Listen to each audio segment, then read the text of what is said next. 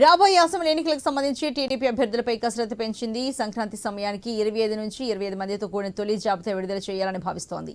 తొలి జాబితాలో పెద్దగా సంచలనేవి ఉండబోవని, ఖాయంగా పోటీ చేసే నేతల పేర్లే ఉండే అవకాశం ఉందని ఆ పార్టీ వర్గాలు చెబుతున్నాయి.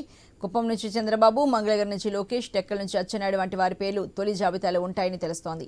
రాష్ట్రంలోని 3 ప్రాంతాల్లో అన్ని సామాజిక వర్గాలకు సంబంధించిన వారికి ఉండేలా ఈ జాబితా కూర్పు ఉండబోతోందని పార్టీ వర్గాలు తెలిపాయి. తమ అంతర్గత కసరత్తు పూర్తయిన తర్వాత కొన్ని నియోజకవర్గాలపై ఆ పార్టీ నాయకత్వం ప్రజాభిప్రాయ సేకరణ జరుపుతోంది.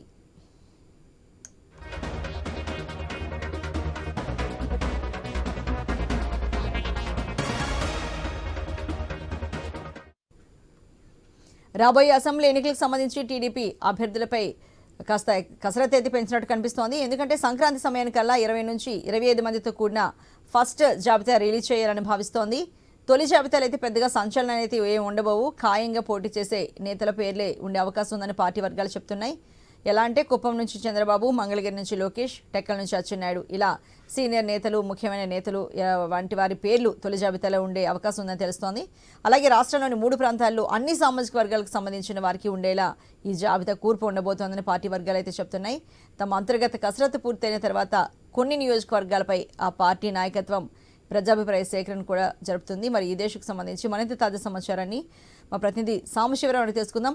సాంబశివరావు, మరి సంక్రాంతికి టీడీపీ తొలి జాబితా రిలీజ్ కాబోతోంది. కాకపోతే తొలి జాబితాలో పెద్దగా సంచలనాత్మకమైన మార్పులు ఉండే అవకాశాలే లేవు అని తెలుస్తోంది కదా.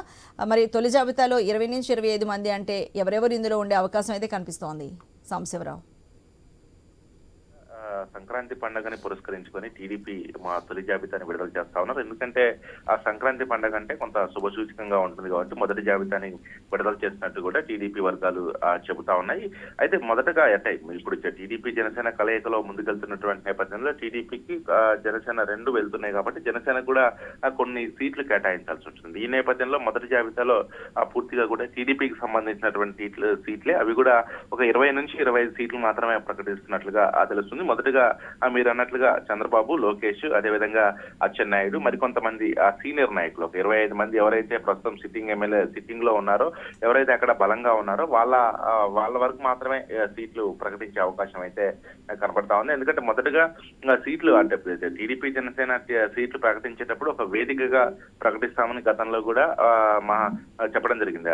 అయితే అదేవిధంగా ఇప్పుడు వాళ్ళ మేనిఫెస్టో అదే దానికి తోడు ఆ సీట్ల టీడీపీ జనసేన కలయికలో వచ్చే సీట్లు కూడా ఇద్దరు కలిసే ప్రకటిస్తామని చెప్పారు. ఈ నేపథ్యంలో అది 2వ విడతగా ఉండే అవకాశం అయితే కనబడతా ఉంది. ఒక ఎన్నికలు ఈ మొదటి విడతగా సంక్రాంతి పండుగకి టీడీపీ జాబితా మొదటి జాబితా విడుదల చేసిన తర్వాత మరి ఒక 10 రోజుల గ్యాప్ తో మరికొన్ని చోట్ల కూడా ప్రకటించే అవకాశం అయితే కనబడతా ఉంది. ఎందుకంటే ముందస్తుగా కూడా చాలా జాగ్రత్తగా చర్యలు తీసుకుంటూ ఎవరైతే గెలుస్తారో, ఎవరైతే గెలుపు గుర్రాలు ఉంటారో వాళ్ళని మాత్రమే ఎంచుకొని ముందుకెళ్తున్నటువంటి పరిస్థితి. ఎందుకంటే గతంలో లాగా ఎటువంటి తప్పులు చేయకూడదని చెప్పేసి చంద్రబాబు ఉన్నట్టుగా తెలుస్తా ఉంది. అందులో భాగంగానే ఎక్కడైతే కొన్ని చోట్ల ఇప్పుడు టీడీపీ జనసేన కలయిక ఉంటుంది కాబట్టి అక్కడ ఎటువంటి అంటే టీడీపీకి సంబంధించినటువంటి నాయకులు కూడా ఉంటారు కాబట్టి అంటే టికెట్ ప్రకటించిన తర్వాత అక్కడ ఎటువంటి వర్గపోరు లేకుండా ముందస్తుగానే చర్యలు తీసుకునే భాగంగానే ఈ యొక్క ప్లాన్ ప్రకారం చంద్రబాబు వెళ్తున్నట్టుగా తెలుస్తుంది. మరి అందులో భాగంగానే మొదటగా ఈ సంక్రాంతికి ఎటువంటి ఆటంకాలు లేకుండా రేపు భవిష్యత్తులో కూడా ప్రకటించే సీట్లకు కూడా ఎటువంటి ఇబ్బందులు లేకుండా ఉండాలని ముందుగా శుభసూచకంగా సంక్రాంతి పండుగ రోజు మొదటి జాబితాని, అది కూడా అందరికీ అంటే కొంత పార్టీలో ఉన్నటువంటి సీనియర్ నాయకుల జాబితాని విడుదల చేయడానికి సిద్ధమవుతున్నట్లుగా తెలుస్తుంది. జానకి.